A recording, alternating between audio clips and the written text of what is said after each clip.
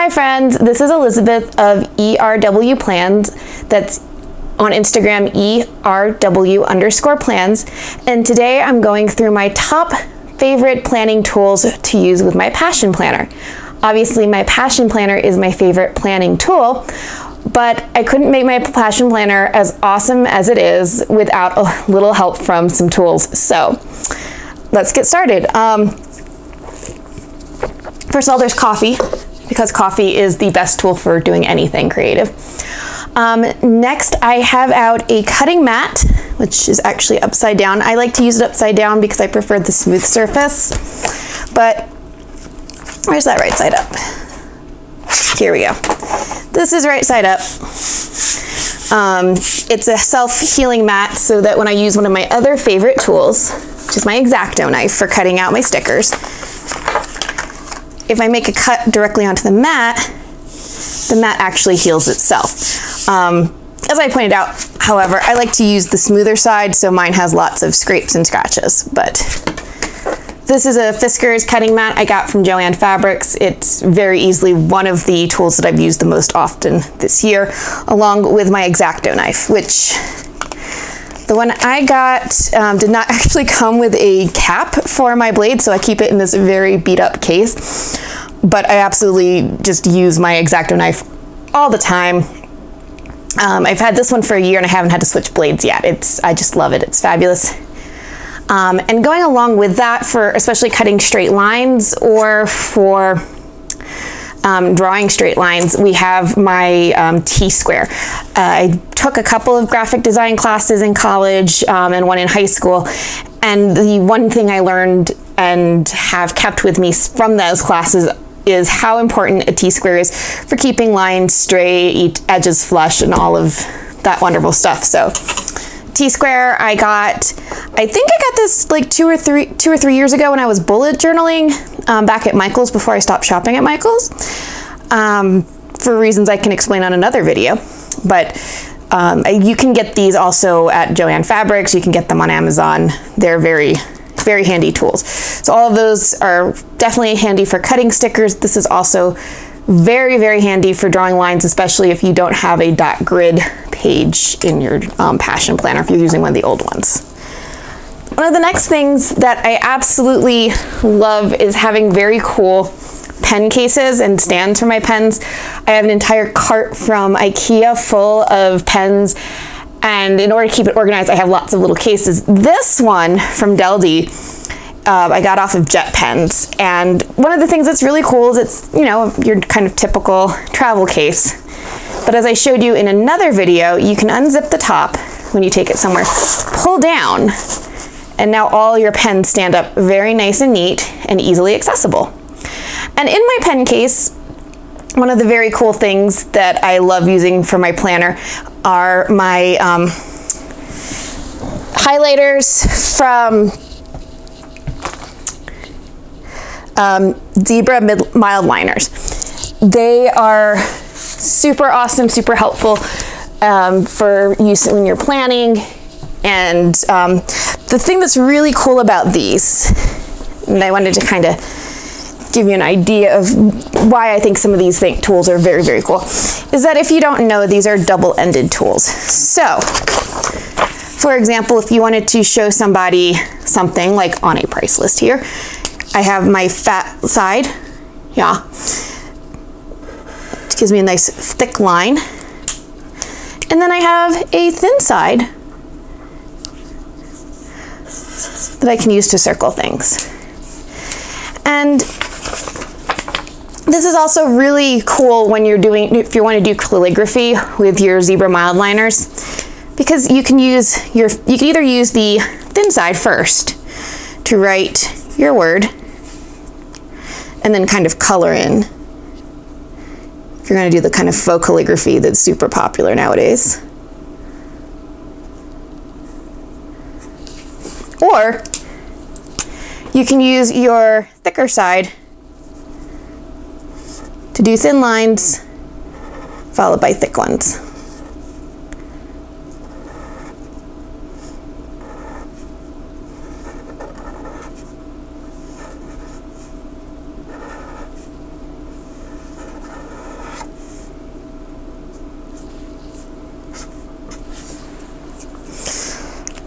Also, as far as the calligraphy pens are concerned, I really got into this year the Tombow calligraphy pens. My Japanese is not good, so I'm not going to absolutely butcher the language. But these, originally you got them in these individual pens like this. There was a blue body pen, there was a black body pen, and a gray body pen. And now they have all of these fun colors.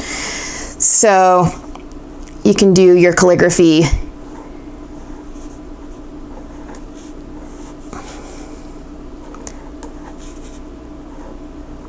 theoretically with the appropriate way.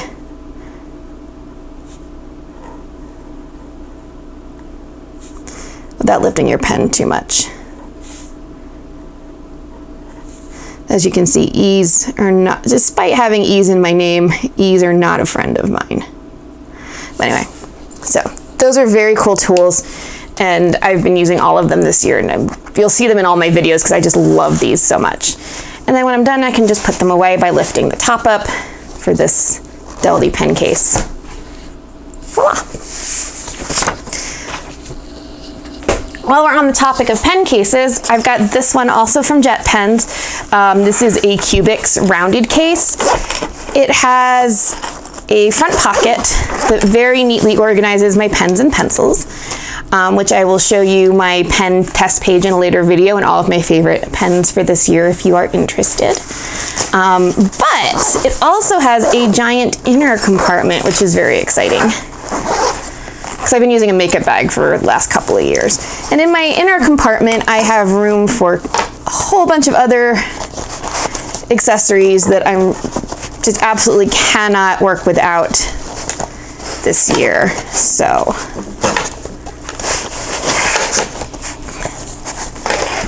this case by Cubics, well, like I said, I got off the Jet Pens, very exciting. And if you watch my other videos, you've seen me use most of these tools already, but I will still give you kind of a rundown on those. We have my Westcott stainless steel ruler, which you very rarely will see me using this side up. I love how thin it is, and because it's metal, it's both flexible but really sturdy for cutting along a line or drawing a very, very straight line. Mostly used horizontally on my compact passion planner. So this you can get, this was like $1 at maybe Staples or Office Depot. It's probably one of the tools I use the most often when I'm planning. I also have this Midori metal ruler. And the interesting thing about this is it looks like a regular 6-inch ruler. I like it better than the Westcott one for actual measurements because I can see the numbers a bit more clearly. It looks like it's just in centimeters when it's folded out. When it's folded up this way, it's like, okay, it's a 15 centimeter ruler, 6 inches. When you fold it out, you've got a full 1 foot or 30 centimeters ruler, which has the inches marks over here, which is very handy. But what's also very cool is what you can't kind of see is on the hinge here, it has 0 to 180 on here. So if you need to make an angle, like I need a 90-degree angle, there's a little arrow on here, and then you just line up the arrow to the number. There's my 90-degree angle. I need 135. There's my 135-degree angle. I need a 45-degree angle. There's my 45-degree angle. And I do have actually, I am totally the nerd that has a protractor and a compass on my craft cart that I do use occasionally, but this is just super handy for me and I really like using this a lot. So that's my other ruler, and it also works really nicely as a straight edge if I'm cutting, as you'll see in some of the other videos. The only thing I'll say if you're cutting with this is that you probably want to cut along this edge. It's a flatter edge than over here where it's a big thick edge, and also you want to push to keep this from, to keep this from springing back in, because if you are pushing on this side, as you can see, it folds in really easily. So another reason to have a T-square. I love erasers, but the Staedtler plastic erasers are easily my favorite.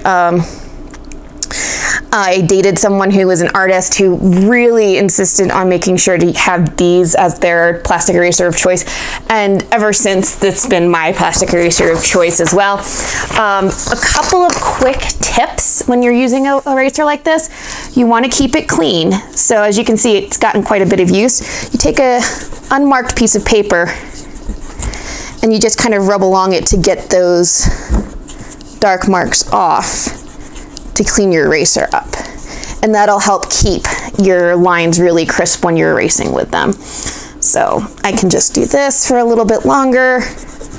Also, I find this really satisfying to just clean my eraser sometimes. And voila, you have a mostly, now it's a much cleaner eraser, and I'll be able to do cleaner lines. Also, another trick from artists that I have learned over time is that if you're going to be erasing, erase in one direction. My nice clean erasing, because I have cleaned my eraser. A lot of people will, as I did when I was cleaning my eraser, go back and forth, which is fine on the scrap paper. But if you were to do this in your planner, you are very likely, when erasing, to tear your page. If you start going like this, your page is likely to tear. So you just push and pull in one direction. Other quick tip, if you're going to do that, I personally find that the best direction is the direction that the paper is, for the lack of a better term, coming from. So if we imagine that this paper I have here is my compact passion planner, and this was the seam in the middle where the pages are joined, I would just do one direction out from center. So I would go, if I'm on my right side of the page, I would go left to right. If I'm erasing on the left side of the page, I would go right to left, or flip it if I can't do right to left for any reason, if that makes sense. Paper is going to be stronger here, weaker, and more likely to tear out here. So you're going to put the most pressure where you start. So start where there's the most strength, pull out to where there's the least amount. Binder clip, if you watched my video for either the compact, classic, or pro, you'll know I use this all the time to hold pages together when I'm working on them, especially when I'm putting tabs on. This also is great for watercolor. I put a lot of watercolor in my planner last year, and one of the things when you're using watercolor on paper is that you want to keep the paper flat as much as possible. If you're doing a single sheet of paper with watercolor, you're going to tape down all of your edges so that as the paper dries, it doesn't kind of buckle and scrunch up. Obviously with the planner, you can't really tape the pages down, but you can use, I use about 6 or 8 of these clips to clip all around the edge of the paper that I'm working on, usually with something in the middle, so that when I'm unclipping, clip to something that's not going to bunch up, and then I can just kind of unclip. This is the Silhouette Spatula. I found out about this tool from Chelsea. I absolutely can't thank her enough for introducing me to this tool, because without it, I would not have stickers on nearly as straight or as uniformly as I do. This tool is fabulous because it helps me keep them uniform when I'm putting them on. I can actually, if you've seen the plan with me videos that I've done, I will use that to just kind of nudge things to where they need to go while I'm planning. And it also helps me with those teeny tiny fiddly little ones, like the dated number ones. Those are like, it's super helpful for using those. My slice tool, which I bought it at Two Hands Papery in Boulder. Like, I got a lot of the other things here that I didn't get from Jet Pens, but you can get this at other craft stores. It's got a little tiny ceramic blade, which means it doesn't get dull as fast as the X-Acto knives, and it also, you're not going to cut yourself with that. No cuts. And yet it'll cut through the paper. It doesn't cut through as sharp as an X-Acto knife, which I actually find really, really, really nice. Because sometimes I don't want to cut through 10 sheets of paper. I just wanted to cut through one. And I found when cutting washi or paper, 3 light cuts over the same spot with the slice will give you a cut that's about the same as an X-Acto knife, but without cutting deeply. And then I have these scissors here from Jet Pens. I used these in a couple of my videos recently. And what I like about these is that they are compact enough that I can travel with them. They're not particularly large, but also they have this really nice plastic cover to make traveling easy. They fit in my Cubics case from Jet Pens really nicely.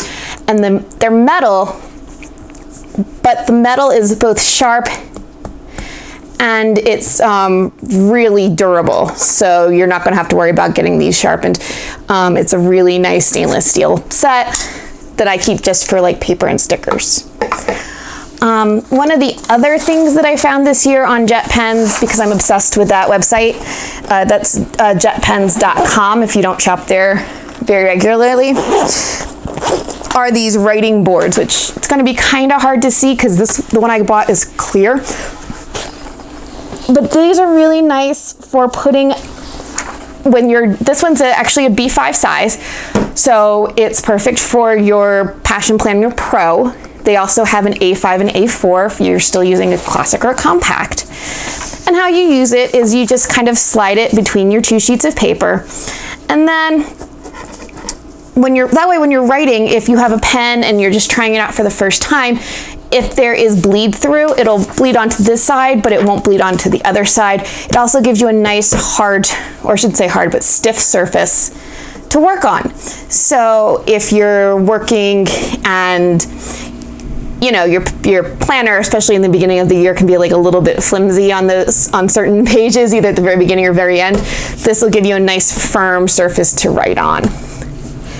And while we're speaking of writing, one of my workhorses is my Tombow Markers, not to be confused with my Tombow calligraphy pens. Once again, they're dual-sided, so you have the narrow side, and then you have the brush pen side that you can use for your calligraphy.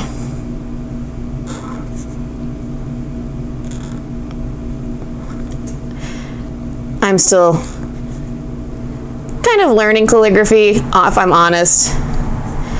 The one thing I'll say about the Tombows is that they are a little bit fiddly, the markers to work with. If you're just learning, I would recommend getting the pens.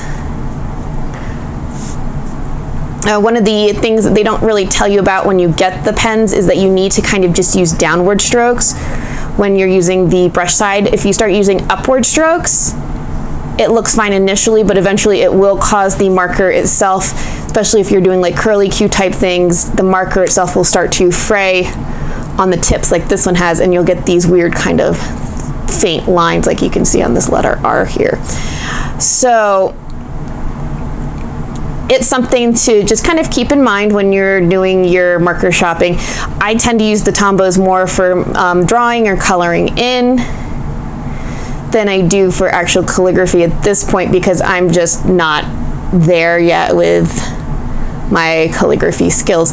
But I love the paint payoff. I love that this lasts a really long time. When I do my walkthrough video, you'll see my bullet journal that I started the year with, and the colors from the Tombows are still really, really vibrant and bright. So I have the entire marker set, and I absolutely, as you can see, I use this so much that I've actually rubbed the writing off. One trick I've learned in the last 3 years of using Tombow markers, clear nail polish, if you put that over this, it'll keep the writing from rubbing off.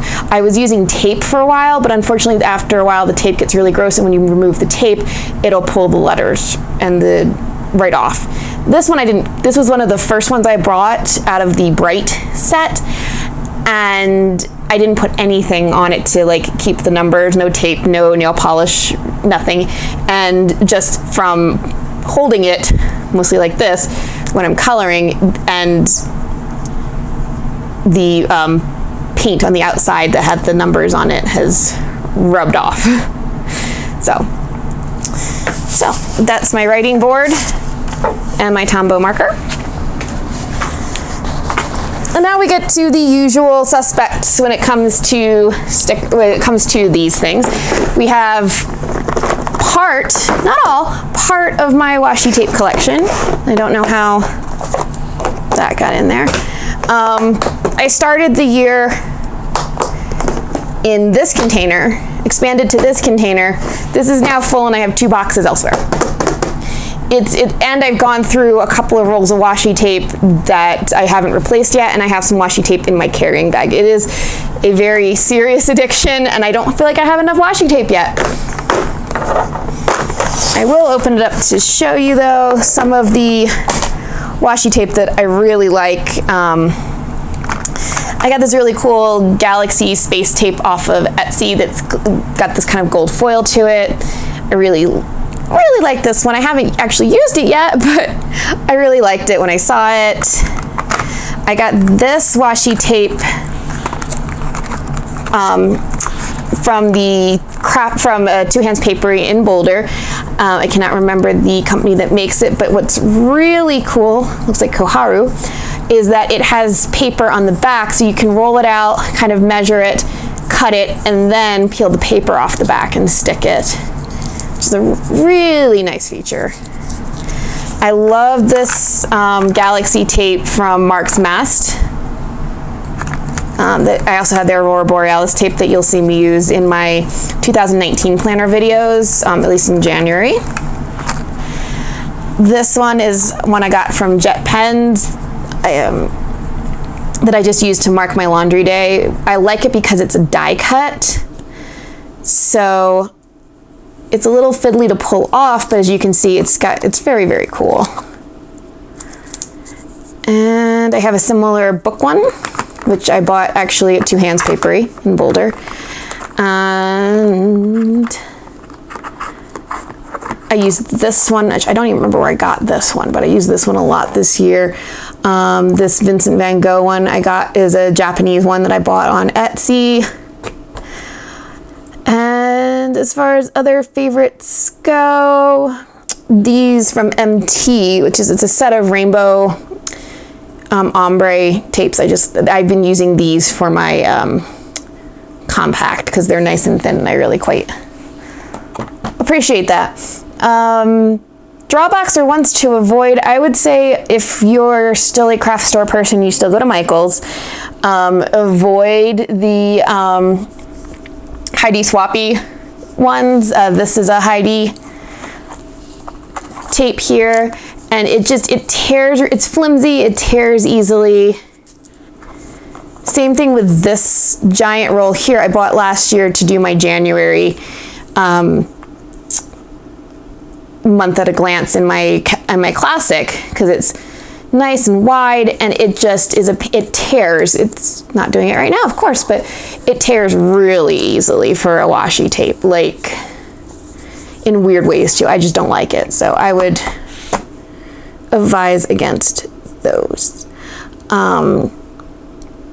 Actually, in general, the ones you buy at Michael's, I advise against the Reflections ones, which I think you can also get at like other craft stores, AC Moore, Joann Fabrics. I don't like them, but the Heidi Swappy ones are the worst that I've used this year. So my washi tape, finally, binders for my stickers. I'm actually running 3 binders this year. I have a ginormous binder for my classic and compact stickers. This binder here is actually for all of my pro stickers, including the stickers I've made, which I'll be using in my Plan With Me video for my pro, both the setup video and then the weekly and monthly Plan With Me's. Obviously the sheet protectors from Office Depot to keep everything organized so I can find things when I need them. And then I have my smaller one here, which I'm using to keep like my tabs, my little freebie stickers that come with the Chelsea orders, and also some of the other like Etsy stickers that I bought this year to use in my planner. Can all fit really comfortably in to these sheets, as you can see here. I'm actually a little bit, these are, I have mostly Chelsea stickers in here. These from Panda Bird Design I really liked for keeping on my future log, because I'm a color coding person. If you've watched my other videos, you know I'm totally into color coding. And I couldn't find them on Panda Bird Design's Etsy page, and I was really bummed out about that, because that page also has these really nice number stickers that perfectly fit onto Chelsea's Days of the Week stickers, so I don't have to handwrite them because I hate my handwriting. And I can't find them on Panda Bird Design's Etsy page anymore, and that makes me really sad. So anyway, stickers in sticker binders.